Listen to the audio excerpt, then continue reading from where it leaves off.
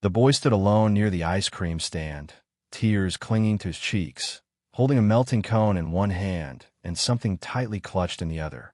I just wanted to help, but when I saw what was inside that crumpled paper he dropped, my heart nearly stopped. Before we dive in, drop a comment with where you're watching from, and don't forget to hit subscribe for more videos like this. Let's begin. Chocolate swirl with rainbow sprinkles. The boy mumbled between sobs, his voice barely louder than the breeze that fluttered through the summer evening. Jason Cole, a 36-year-old single father, had just finished a long shift at the garage and was treating his daughter Lily to an ice cream by the beach. She was tugging at his arm when he spotted the boy, maybe 6, maybe 7, standing alone beside the cart, crying into a melting mess of cream. No adult in sight, just him, the cone, and a crumpled paper poking out of his tiny fist. Jason's gut tightened. "Hey, buddy," he said gently, kneeling beside the boy. "You all right? Where's your mom or dad?" The boy sniffled and shook his head, not answering. His lips quivered. Jason could see now that his clothes were high-end, too clean, too sharp, but his eyes were full of panic and fear. "I dropped my cone," he muttered. "He left me." Jason looked around. The boardwalk was bustling, but no one seemed to be looking for a missing child. Jason bought him a new cone without another word. "There, extra sprinkles, just how I'd want mine." The boy took it with a trembling hand, managing a tiny thank you. "What's your name?" "Evan," the boy whispered. "All right, Evan. I'm Jason. This is my daughter Lily." He pointed at his 8-year-old girl, who waved shyly. "Want to sit with us until we figure things out?" Evan hesitated, then nodded. They sat on a bench near the stand. Jason tried not to pry, but when Evan dropped the note he'd been holding, curiosity took over. Jason bent down to pick it up. It was torn, the edges wrinkled, but the handwriting inside was unmistakably a child's, except the message wasn't meant for a child. It read, "To the man at the garage, my mom said you once saved her life. She told me if anything ever happened to find you, please help her again. She's in danger." Jason's hand froze midair. His throat tightened. The boy wasn't just lost. He'd been sent. Jason's fingers clenched the note tighter than he realized, crumpling the corner as his mind raced. Life doesn't throw you things like this unless it's serious. He stared at Evan. "Hey, buddy, this note. Where'd you get it?" Evan looked down at his shoes, the cone slowly dripping onto the ground. "Mom gave it to me this morning, before she went inside." Jason leaned closer, heart pounding. "Inside where?" Evan hesitated. "The glass building, with the men in black suits. She said if I ever got scared and she didn't come out, I should find you. She said your name was Jason. She said you fix cars, that you were brave." Lily's tiny hand wrapped around her dad's. "Daddy," she whispered, "what's going on?" Jason swallowed hard. That description, the woman, the glass building, the note, it couldn't be. It had been 5 years since he'd seen her. Back then, she'd stormed into his garage with a BMW that smelled like gasoline and revenge. Her name was Camille, and she looked like the world had chewed her up and spit her out. He didn't ask questions, just fixed her car. But when 2 thugs tried to drag her out of the alley next to his shop that night, he'd stepped in. He'd taken a bat to the ribs, broken nose, 3 stitches in the lip. She disappeared after that. No thank you, no call, just vanished. Until now. Jason stared at Evan. Same gray eyes, same cleft in the chin. "Your mom," Jason whispered. "Is her name Camille?" Evan's eyes widened. "You do know her." Jason stood up fast. The bench clattered. He looked around again. Still no sign of anyone searching for the boy. "All right," he said, scooping Evan into his arms. "We're going to the police, and you're going to tell me everything you remember about this building." Evan clutched the cone tightly, but his voice dropped to a whisper. "We can't go to the police." "Why not?" Evan's lip quivered. "Because Mom said they're working with the bad men. She said they'd take me away too." Jason froze. His skin went cold. Lily looked between them, confused. "Daddy, is Evan going to sleep at our house?" Jason forced a smile. "Just for a little while, sweetie." He glanced down at the letter again. It wasn't just a note. It was a call for help. From a woman who vanished. From a child who shouldn't know his name. And from a danger Jason never thought would come back to find him. Jason drove with one hand on the steering wheel and the other protectively on Evan's shoulder in the back seat. Lily was already asleep, slumped peacefully against the door. But Evan hadn't blinked in nearly 5 minutes. The boy was clearly trying to be brave, but his little body flinched every time a siren howled in the distance or a car swerved too close. Jason's truck wasn't anything fancy, beat up Ford with a busted AC and a rattle in the engine that had started last winter. But tonight, it felt like a lifeline, a metal cocoon holding something fragile and secret. What did she mean by the bad man? Jason asked, glancing in the mirror. Evan's lips trembled. They came 2 weeks ago.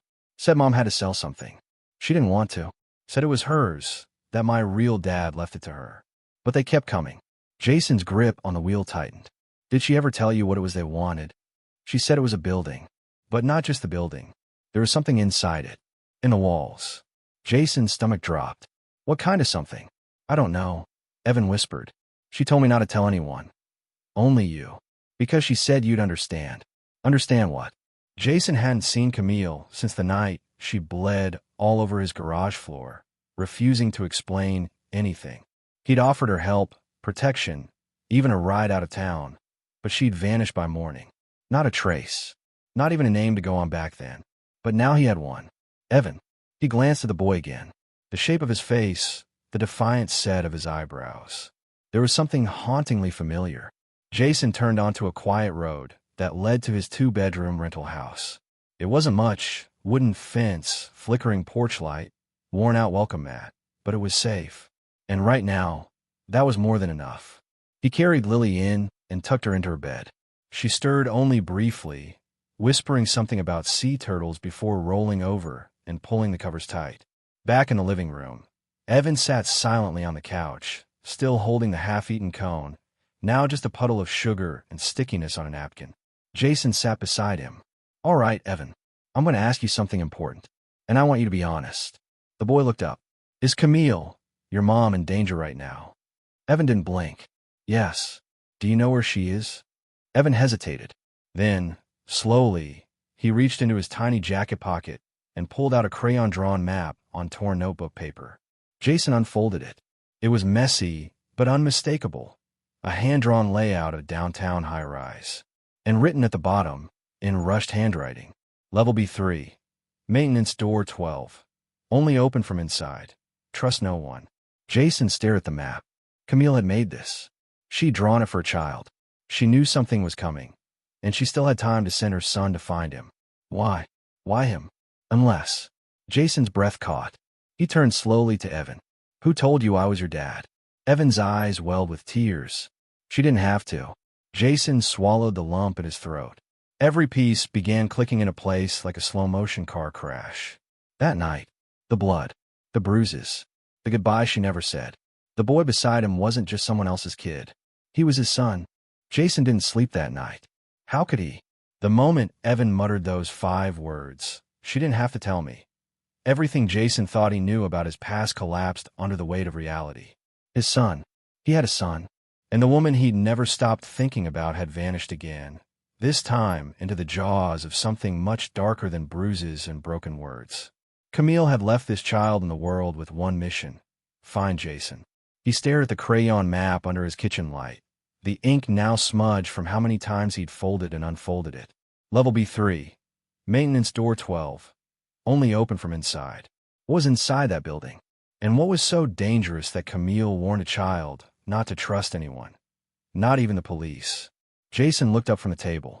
Evan had fallen asleep on the couch, curled up in a fleece blanket, his small hands wrapped tightly around the note. Lily's old teddy bear sat beside him like a silent guardian.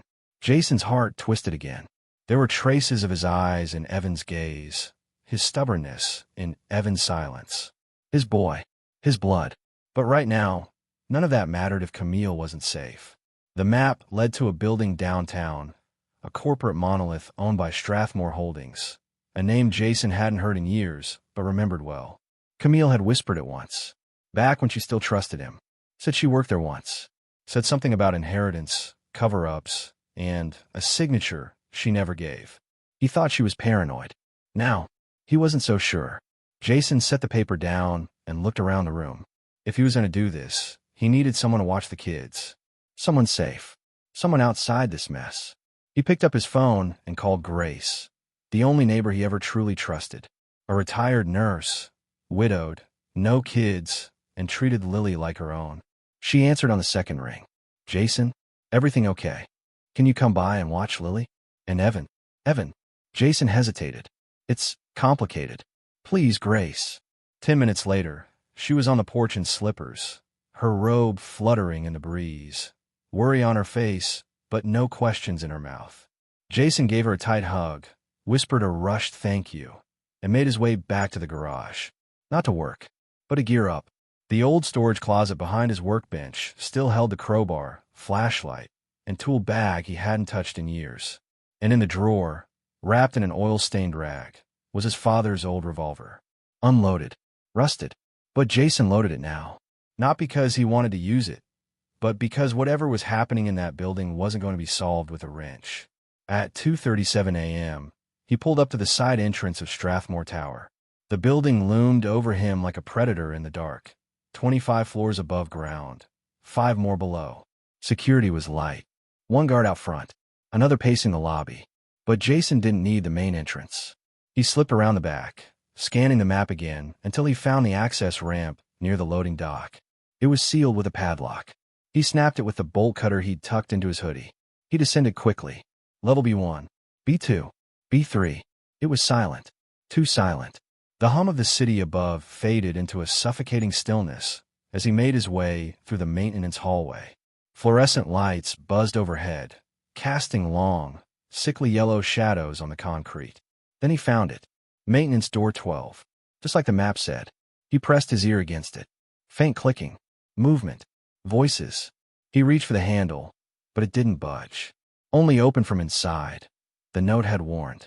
Jason backed up, looking for vents or side panels, but the wall was seamless. Solid steel. Reinforced. Then suddenly, click. The door creaked open 2 inches. Jason's heart raced. Then he heard it. A whisper. Jason. It was her voice. Raw. Quiet. Shaky. Camille. He whispered back. Before he could react, the door flew open and a figure lunged out. Not Camille, but a man in a black suit, eyes wide with surprise. Jason didn't hesitate. He swung the crowbar, landing squarely across the man's forearm. The suit grunted and stumbled, reaching for something under his jacket. Jason tackled him. They crashed against the wall, Jason gripping his collar with one hand and raising the crowbar with the other. Where is she? She tried to run, the man stammered. We didn't know she'd send a kid. The letter wasn't supposed to. Jason tightened his grip. Tell me where she is, or I swear to God. Down the hall. Room 3C. Please. Jason dropped him and bolted. He sprinted through the corridor, the sound of his boots echoing off the steel. Past room 3A. 3B. Then he found it. 3C. The door was locked, but Jason didn't care. He slammed the crowbar into it until the hinges gave way. And there, slumped against the wall, hands bound, lip bleeding, was Camille. Her eyes fluttered open. You came, she whispered. Jason fell to his knees beside her. I never stopped waiting for you, he said. Camille's head rested against Jason's chest, her breath shallow, her wrists raw and torn from the zip ties.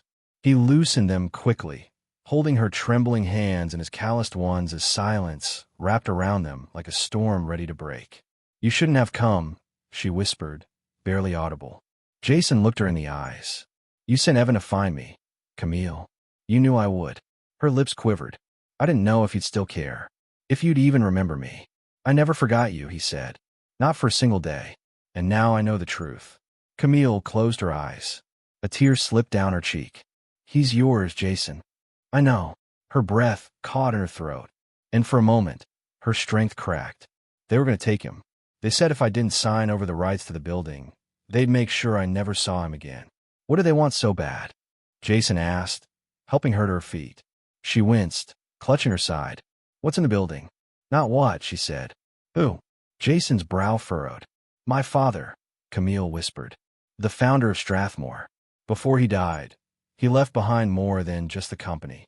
He left journals, secrets, records of every illegal transaction the board ever made. Names, payments, bribes. All of it. Jason's breath hitched. And you know where it is. She nodded. Behind the wall. In this sublevel. inside a false maintenance unit marked Electrical B, 5.13. He hid it there because no one would look that deep. But someone found out. I think the board knew he gave me access. And that's why they want you gone. She nodded again, eyes heavy. They offered me $10 million to sign it away. When I said no, they broke into my house. I barely escaped. Evan was at school. Thank God he wasn't home. Jason clenched his fists. We're not leaving without that file. Jason, it's too dangerous. He stepped closer. You sent our son to find me. You trusted me. Now trust me to finish what your father started. A heavy silence passed. Then she led him. Down a corridor, choked in shadows, past broken lights and old pipes, until they stood before a fuse box labeled exactly as she described. Electrical B, 5.13. Camille reached up and pressed her fingers into the panel just beneath the label. A soft click echoed, and the panel popped open. Inside, a metal case. Jason pulled it out carefully. It was heavier than it looked. When he cracked the lid, he found stacks of old ledgers, USBs, and hard drives, each labeled with names and dates spanning the past 2 decades. This wasn't just evidence. It was the blueprint of an empire built on blackmail. Let's go, Jason said. But before they could turn, they heard it. Footsteps. Fast. Multiple. Camille froze. They're coming. Jason grabbed her hand and ran. They sprinted down the corridor, back toward the exit they'd entered through, but the hallway filled with echoing voices and flashlights. One of the suited men appeared in front of them. Jason didn't hesitate. He dropped the case, lunged forward, and threw his shoulder into the man's gut, slamming him into the wall. Camille grabbed the case. They kept moving. Another man jumped out from the side. Jason ducked the swing, punched once, twice, then dragged Camille forward. Then just ahead, the same door. Maintenance 12. Open. A miracle. They burst through it. Jason locked it behind them with a wrench jammed into the handle. They didn't stop running until they were above ground, gasping for breath beneath the cold light of a flickering street lamp. Jason turned to Camille. You all right? She nodded, shaking. And Evan? She asked, her voice breaking. He's safe. With Lily. With Grace. The footage from Camille's hidden phone was enough. Along with the files, the FBI raided Strathmore Holdings. 5 board members were arrested. 2 fled the country. Camille's inheritance was restored, not just in wealth, but in justice. Jason stood beside her in the courtroom when the verdict came down. And Evan? He ran into his mother's arms as soon as it was over. Later that night, back home, Jason tucked Lily into bed and turned to find Evan staring up at him. Are you my dad for real now? Jason knelt down. Only if you want me to be. Evan didn't hesitate. He wrapped his arms around Jason's neck. I've always wanted you to be. And for the first time in a long, long while, Jason believed in second chances.